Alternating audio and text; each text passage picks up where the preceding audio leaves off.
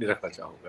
मैं मैं आभार व्यक्त करूँगा कि आपने रास्ते में रुककर और पेट्रोल पंप से अपना ये फ़ीड दिया है, तो मैं हाथ जोड़कर आपका आभार व्यक्त करूँगा कि आपने वक़्त निकाला हमारे लिए और उस महत्वपूर्ण बात को नहीं, नहीं हमारे ऐसा दर्शकों के सामने नहीं, नहीं रखा। ऐसा कुछ नहीं। बहुत-बहुत आभार आपका। आप अपनी यात्रा ज़रूर जी। वापस से रिज़्यूम कर लीजिएगा। बहुत-बहुत धन्यवाद आपका, हाँ समय निकालने के लिए। जी। मैं आता हूँ धन्यवाद, जी, धन्यवाद, धन्यवाद। धन्यवाद। मैं आता हूँ अनिल जी आपके पास। आपने सभी विद्वानों की बात सुनी। कल एक नारायण मूर्ति साहब का स्टेटमेंट आता है।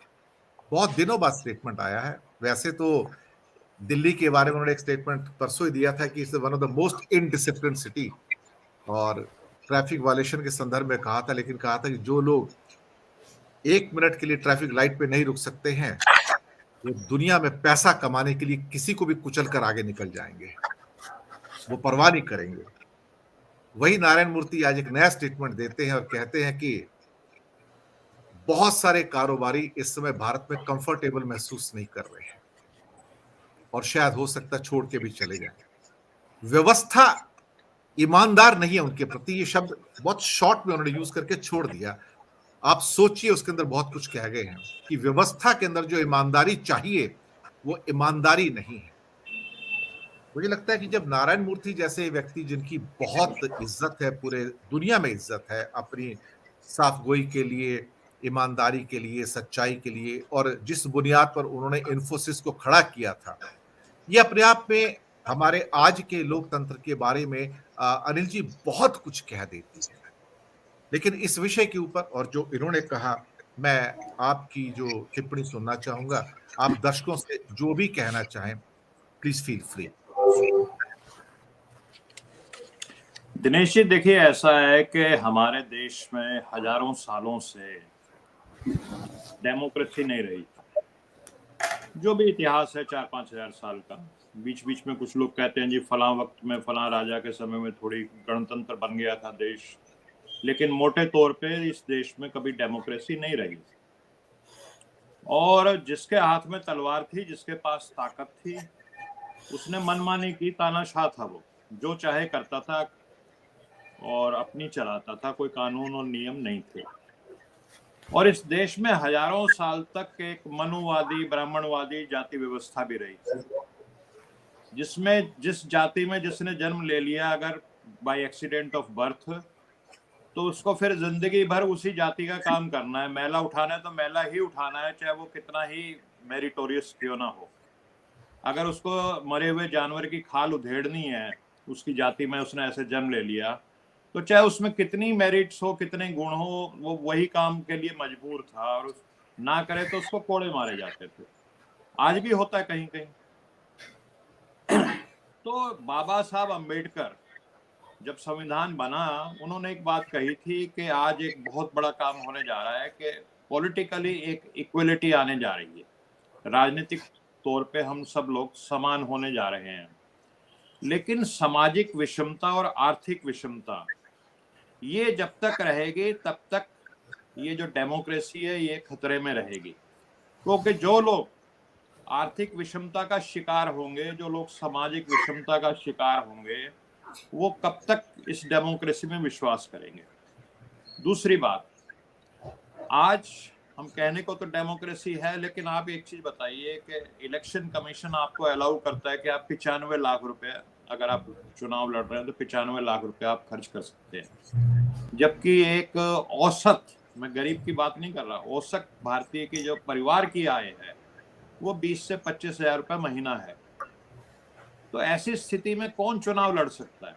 आम आदमी चुनाव नहीं लड़ सकता।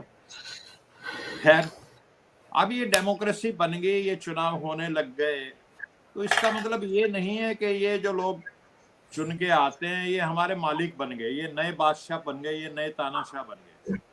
ये जैसा खुद नरेंद्र मोदी जी जिक्र करते हैं कि मैं प्रधान सेवक हूं, तो ये वास्तविकता है कि पब्लिक ने, जनता ने अपनी पावर इनको डेलीकेट कर दी कुछ समय के लिए।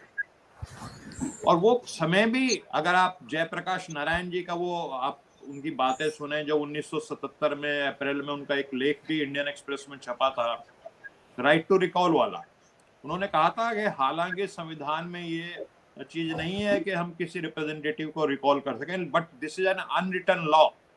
अगर हमारे प्रतिनिधि ठीक ढंग से काम नहीं करेंगे तो जनता को ये हक है कि उनको रिजाइन करने के लिए वो मजबूर करे। और लोहिया जी ने भी डेमोक्रेसी के बारे में कहा था कि डेमोक्रेसी का मतलब ये नहीं है कि 5 साल के लिए जो चुनेंगे वो मनमानी करेंगे। और उन्होंने ये कहा था कि जनता का जो प्रेशर है वो सरकार के ऊपर हमेशा बनाए रखना चाहिए। और उनकी एक उक्ति कह लीजिए जो बहुत पॉपुलर भी है कि सड़कें जब सुनसान हो जाती हैं तो हुकूमतें जो हैं वो पागल सांड की तरह, एक मदमस्त हाथी की तरह आवारा हो जाती हैं। तो जनता को सजग रहना है, तभी ये डेमोक्रेसी काम करेगी। और जिंदा कौमें 5 साल तक इंतजार नहीं करती, ये भी लोहिया जी ने कहा था।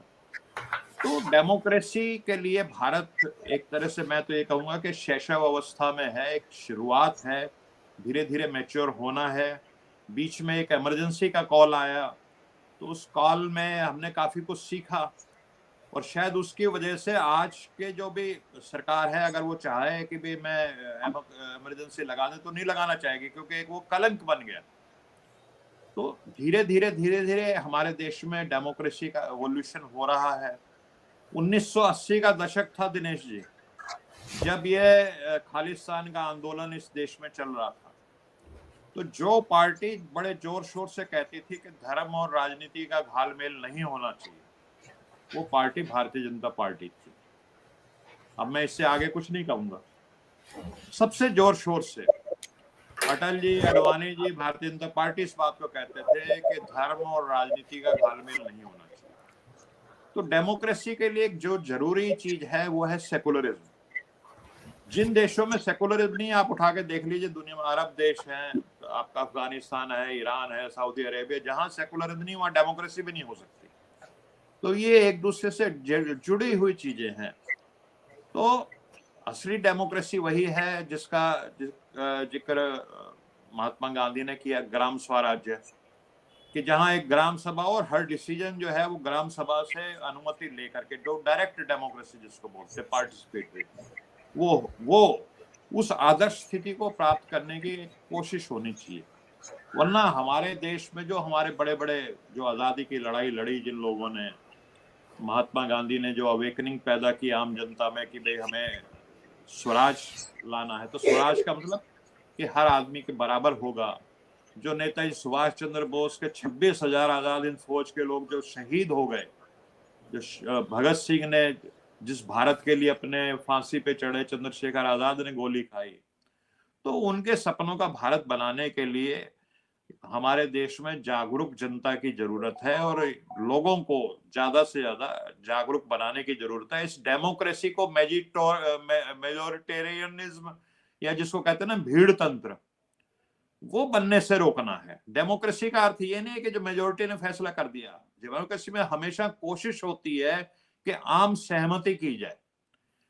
मेजोरिटी से डिसीजन तो एक एक्सेप्शनल सर्कमस्टांसेस में लिए जाते हैं। हमेशा कोशिश ये की जाती है कि कंसेंसस बने। तो वो के कंसेंसस बनाने की अगर रीति रिवाज नहीं चलेगी तो डेमोक्रेसी की जड़ों के ऊपर आप एक तरह से कुल्हाड़ी मार रहे हैं।